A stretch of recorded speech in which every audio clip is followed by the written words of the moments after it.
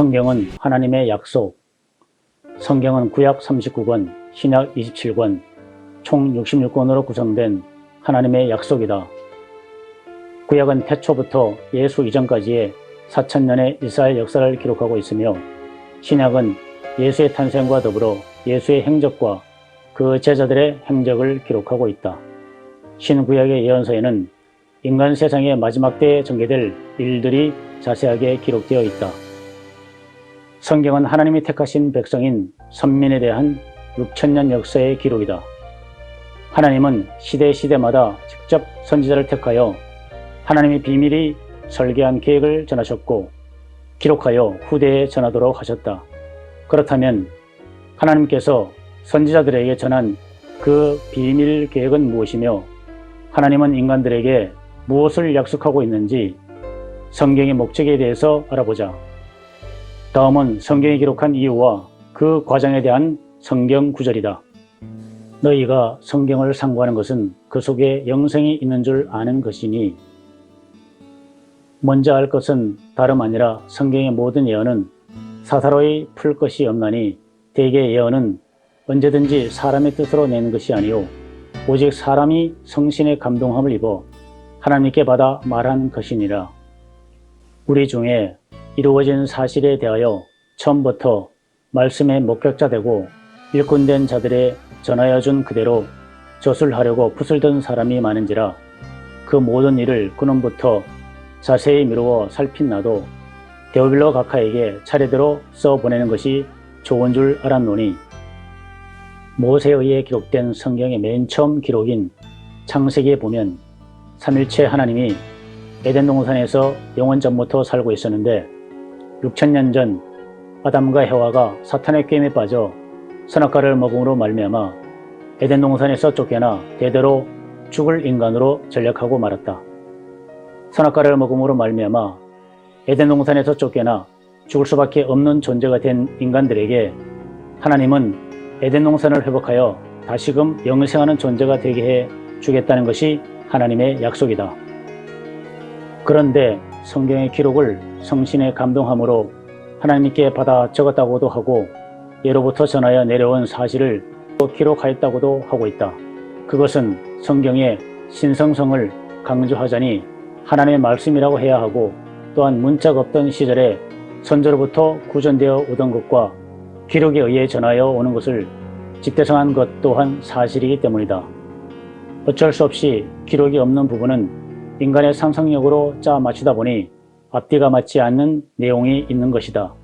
그중 성경의 가장 첫 부분에 나오는 창조론이 얼마나 엉터리인지 살펴보자. 창조론의 허구. 성경에는 하나님이 천지를 창조하시고 마지막 날 아담과 해와를 창조했다고 기록하고 있다. 그리고 하나님은 아담과 해와에게 동산 한가운데에 있는 선악을 알게 하는 나무의 과실만은 따먹지 말라고 했다. 그러나 아담과 해와는 사탄의 꾀임에 넘어가 선악과를 따먹게 된다. 아담과 해와는 에덴 동산에서 쫓겨나게 되고 아담은 평생 땀을 흘리며 밭을 갈게 하고 해와는 해산의 고통을 주었다고 한다. 그리고 아담과 해와를 포함한 그 후손은 선악과를 따먹은 죄로 대대손손 죽게 된다. 죄인으로 전락하여 마귀의 종이 되어버린 인간들로 말미암아 이 세상은 죄악이 만연한 세상이 되어버렸다. 결국 하나님은 아담과 해와를 에덴 동산에서 내쫓은 1500년 후인 노아 시대에 이르러 인간을 지은 것을 한탄하시고 홍수를 일으켜 노아의 8식구를 제외한 모든 인간을 죽여버린다. 생각 있는 사람이라면 여기서 뭔가 석연치 않는 점을 발견하게 된다. 우선 전지전능한 하나님이라면 아담과 해와가 선악과를 따먹을 것을 알았을 것이다. 그러면 가장 간단한 방법은 선악과 나무를 없애버리면 된다. 아니면 아담과 해와가 선악과를 따먹으려고 할 때 나타나서 빼앗아 버리면 된다. 그것도 아니라면 선악과를 따먹은 아담과 해와 둘만 죽게 하고 다시 인간을 만들어 아담과 해와는 따먹지 말라고 하는 선악과를 따먹고 죽었으니 너희들은 절대로 따먹지 말라고 하고는 철저히 감시하여 선악과를 못 먹게 했다면 인류는 에덴 동산에서 지금까지 영원뭉토로 살고 있지 않겠는가?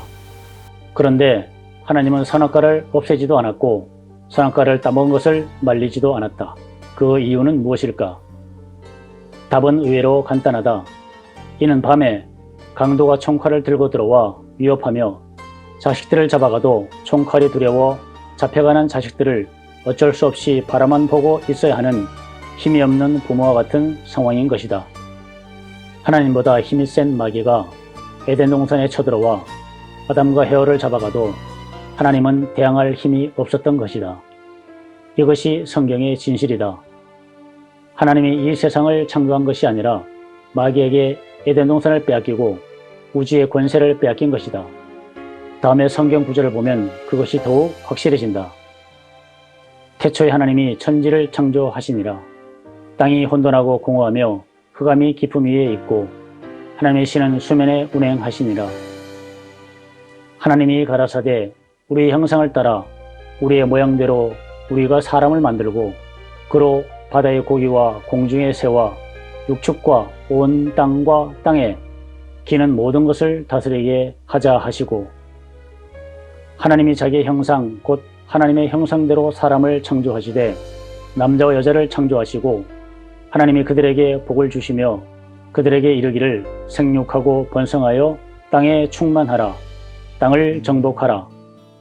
여호와 하나님이 흙으로 사람을 지으시고 생기를 그 코에 불어 넣으시니 사람이 생명이 된지라. 여호와 하나님이 그 땅에서 보기에 아름답고 먹기에 좋은 나무가 나게 하시니 동산 가운데는 생명나무와 선악을 알게 하는 나무도 있더라. 창세기 1장 1절에서 2절을 보면 그 상황을 분명히 알 수가 있다. 태초에 하나님이 천지를 창조하셨다고 하면서 땅이 혼돈하고 공허하며 흑암이 깊음 위에 있다고 했다. 이게 무슨 말인가? 땅은 오행의 원리에 의하여 지신인 마귀를 말하며 혼돈은 무질서이며 공허는 말 그대로 허무다. 성경학자들은 공허를 하나님이라고 말하고 있는데 정말 문맥을 이해하지 못하고 하는 말이다. 공허는 허무다. 허무는 없다는 말이다. 즉 하나님이 있어야 할 자리에 하나님이 없다는 것이다. 또한 흑암은 짙은 어둠이다. 어둠은 마귀의 속성이다. 그러므로 어둠이 깊음 위에 있다는 말은 온 천지가 캄캄한 마귀 세상이라는 말이다. 그리고 마지막에 하나님의 신은 수면에 운행하신다고 했다. 어찌 보면 하나님이 유유자적하게 물놀이 하는 것처럼 보이지만 오행의 원리로 하나님을 상징하는 하늘은 물이다. 그러므로 하나님은 마귀인 짙은 어둠이 삼켜버린 우주 속에서 간실히 살아남아 한 공간을 차지하고 있는 모습을 의미하는 것이다. 또한 창세기 1장 26절에는 하나님이 가라사대 우리가 우리의 형상대로 사람을 만들었다고 하였다. 하나님을 유일신이 아닌 복수로 표현하고 있다.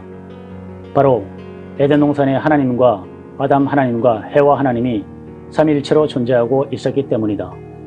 그리고 인간을 만든 것이 아니라 선악과를 따먹은 아담 하나님과 해와 하나님이 하나님에서 인간으로 전락된 것이 아담과 해와이다.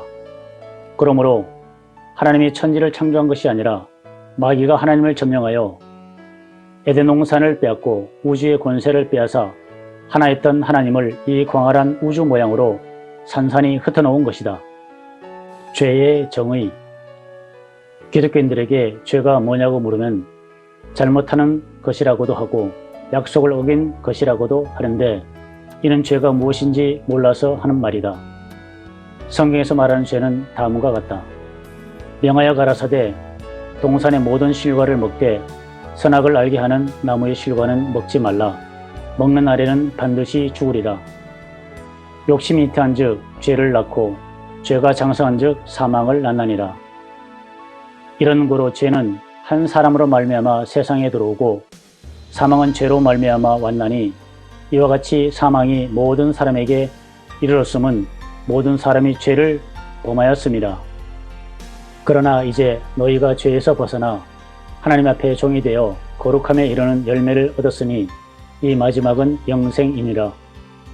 대개 죄의 값은 사망이요 오직 하나님이 주시는 은혜는 영생이니 사망의 권세를 잡은 자 곧 마귀를 없이 하시며 너희는 말에나 행실에나 장차 자유의 율법대로 심판받을 자로 알고 행하라. 아담과 해와가 선악과를 먹고 죽게 되었다. 그런데 욕심이 잉태한즉 죄를 낳고 죄가 장성한즉 사망을 낳는다고 하였으니 욕심을 부리면 결국 죽는다가 된다. 그러므로 욕심, 죄, 사망, 선악과가 되는 것이다. 또한 사망의 권세 잡은 자가 마귀라고 하였으니 선악과는 마귀가 된다. 바로 마귀가 죄인 것이다. 그런데 욕심은 나란 주체의식이 부리는 것이다. 그러므로 욕심, 죄, 사망, 마귀, 선악과, 나란 주체의식이라는 등식이 성립하게 된다. 이상의 내용을 종합하여 죄의 정의를 내린다면 내가 생각하고 행동하는 일체 행위가 바로 죄다. 성경의 구세주. 성경에는 구세주의 대명사로 이긴 자, 감람나무, 동방의인, 스룹바벨, 멜기세덱 등으로 표현하고 있다. 구세주의 대명사들의 각각의 능력에 대해서 알아보자.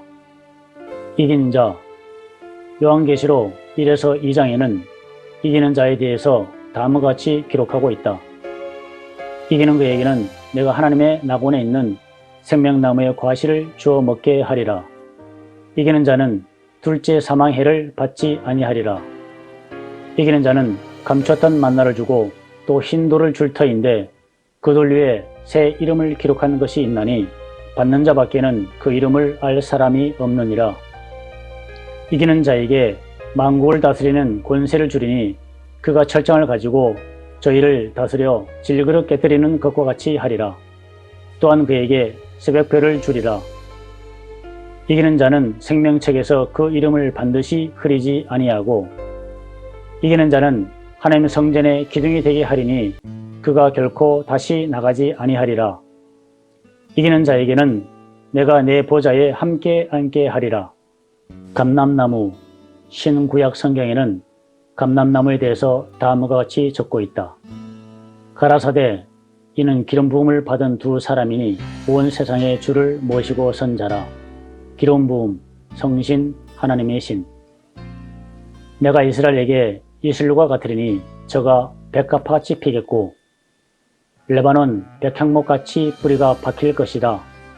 그 가지는 퍼지며 그 아름다움은 감람나무와 같고 그 향기는 레바논 백향목 같으리니 그 그늘 아래 거하는 자가 돌아올지라.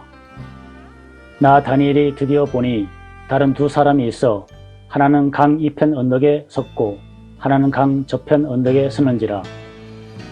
내가 나의 두 증인에게 권세를 주리니 저희가 굵은 베옷을 입고 1260일을 예언하리라. 이는 이 땅의 주 앞에 섰는 두 감람나무와 두 촛대니 만일 누구든지 저희를 해하고자 한즉 저희 입에서 불이 나서 그 원수를 소멸할지니 누구든지 해하려 하면 반드시 이와 같이 죽임을 당하리라. 저희가 권세를 가지고 하늘을 닫아 그 예언한 날 동안 비 오지 못하게 하고 또 권세를 가지고 물이 변하여 피 되게 하고 아무 때든지 원하는 대로 여러 가지 재앙으로 땅을 치리로다. 저희가 그 증거를 마칠 때에 부적행으로부터 올라오는 짐승이 저희로 더불어 전쟁을 일으켜 저희를 이기고 저희를 죽일 터인즉 이 두 선지자가 땅에 거하는 자들을 괴롭게 한 고로 땅에 거하는 자들이 저희의 죽음을 즐거워하고 기뻐하여 서로 예물을 보내리라 하더라. 3일 반 후에 하나님께로부터 생기가 저희 속에 들어가매 저희가 발로 일어서니 구경하는 자들이 크게 두려워하더라. 감람나무란 기름 부음을 받은 자이니 온 세상의 주님을 모시고 선 자이다. 즉 하나님의 신을 모시고 선 자란 뜻이다. 죄인이었던 사람이 마귀를 이기고 다시 삼일체를 회복하는 역사를 하시는 주인공이다. 감람나무는 셋이다.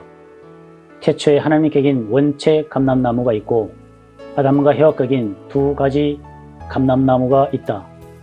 죄인이 하나님 된 것을 비유하여 하나님을 모시고 선 자, 즉 의인이라고 하였다. 감람나무는 동물성이 변하여 식물성이 된 사람이다. 그래서 고급 올리브 기름을 공급해주는 올리브 나무에 비유하였다. 동물은 향기로운 것을 먹고 더러운 냄새나는 것을 내놓지만 식물은 더러운 똥과 같은 냄새나는 것을 먹고 향기로운 과일과 꽃을 피운다. 그래서 감람나무를 동물성이 변하여 식물성이 된 사람이라고 한다. 동방의인. 이사야 41장에는 동방의인에 대해서 자세히 설명하고 있다. 섬들아 내 앞에 잠잠하라. 동방에서 한 사람을 일으키며 이로 불러 자기 발 앞에 이르게 하였느뇨. 열국으로 그 앞에 굴복해 하며 그로 왕들을 치리하게 하시되 그의 칼에 티끌 같게 그의 활에 불리는 촉에 같게 하매 그 발로 가보지 못한 길을 안전히 지났나니 태초에도 나요 나중 있을 자에게도 내가 곧 그니라. 내가 땅 끝에서부터 너를 붙들며 땅 모퉁이에서부터 너를 부르고 보라 내가 너로 이가 날카로운 새 타작기계를 삼으리니 내가 산들을 쳐서 부스러기를 만들 것이며 작은 산들로 격같게 할 것이라. 내가 한 사람을 일으켜 북방에서 오게 하며 내 이름을 부르는 자를 해 도는 곳에서 오게 하였나니 그가 이르러 방백들을 해산물같이 토기장이의 진흙을 밟음같이 밟을 것이니 요한계시록에는 이긴 자에게 만국을 다스리는 권세를 준다고 하였고 이사야서에서 동방의인은 열국을 굴복해 하고 그 왕도를 치리한다고 하였으니 이긴 자와 동방의인은 권세가 같다. 또한 이가 날카로운 새 타작기계를 삼는다고 했으니 심판자이다. 이는 또 다른 보혜사 성령의 심판권과 같다. 알파와 오메가요 처음도 되고 나중도 되는 자니 내가 곧 그니라 고 하였으니 하나님이 곧 동방의인이란 말이다. 이긴 자가 철장을 가지고 만국을 다스려 질그를 깨뜨리는 것 같이 한다는 말과 동방의인이 방백들을 해산물같이 토기장이의 진흙을 밟음같이 밟을 것이라는 권세가 같다. 그러므로 이긴 자가 동방의인이다. 즉 이긴 자는 동방 땅끝 땅모퉁이 나라 대한민국에서 나오게 되어 있는 것이다.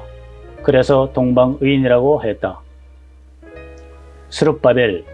스룹바벨은 바벨론과의 전쟁에서 승리한 바사왕 고레스의 칙령에 의하여 70년간의 바벨론 포로 생활을 끝내고 이스라엘로 돌아와 솔로몬 성전 재건 운동을 한 이스라엘의 지도자로서 6000년 마귀의 속박에서 벗어나 잃어버린 에덴 동산을 회복하는 구세주를 상징한다. 멜기세덱. 의의 왕이란 뜻, 살렘의 왕이며 제사장, 부모도 족보도 출생일도 알 수 없고 생명도 끝이 없어 신적 존재를 방불케 하는 자다. 가나안 북방 연합군들과의 싸움에서 이기고 돌아온 아브라함을 환대하고 지극히 높으신 하나님의 이름으로 아브라함을 축복했다. 이에 아브라함은 그에게 전리품의 10분의 1을 바쳤다. 시편 기자는 이 멜기세덱을 다윗 계통의 한 왕으로 영원한 제사장이라 칭하고 있고 히브리서 기자는 영원한 대제사장이며 구세주의 예표라고 말한다. 숫자의 의미.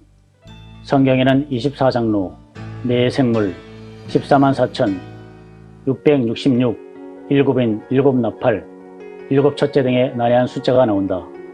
그 외에도 하나님, 아담, 해와의 삼수와 노아의 8식구 그리고 이스라엘의 12지파 등의 숫자도 있다. 이상의 성경에서 말하는 숫자는 다 의미를 가지고 있다.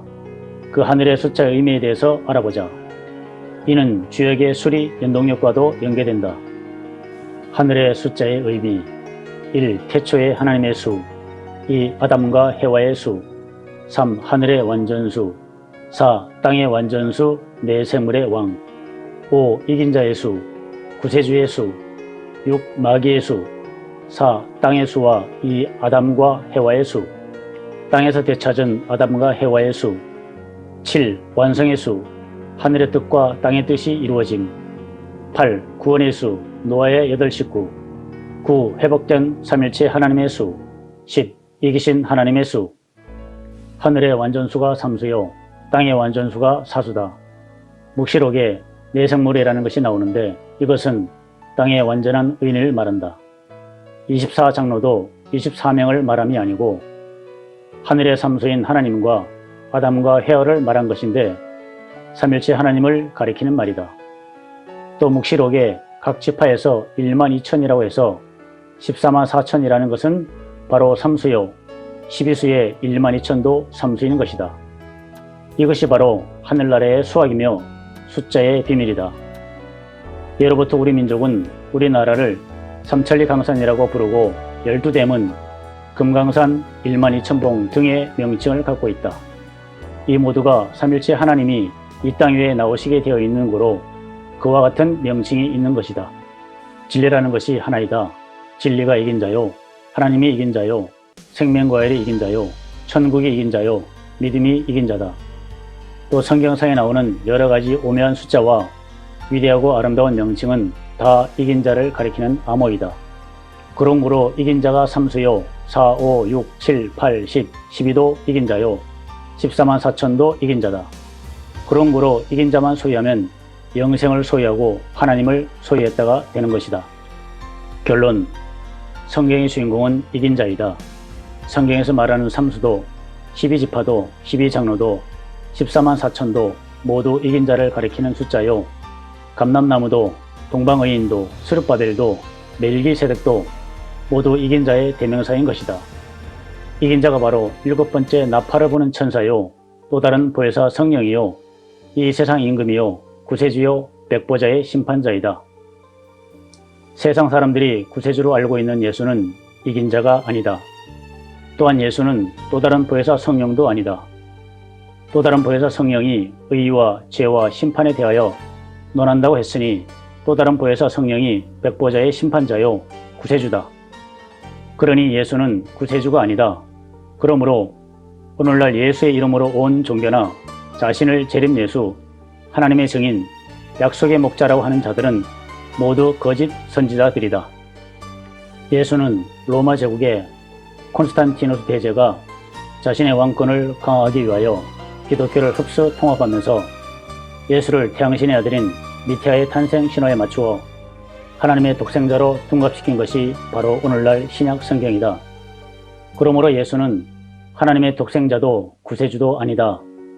이긴 자는 태초에 하나님이 직접 인간 몸을 입고 이 세상에 오셔서 나를 이기고 마귀를 이기고 사망을 이기고 완성자가 되신 삼일체 하나님 장본인이시다. 감사합니다.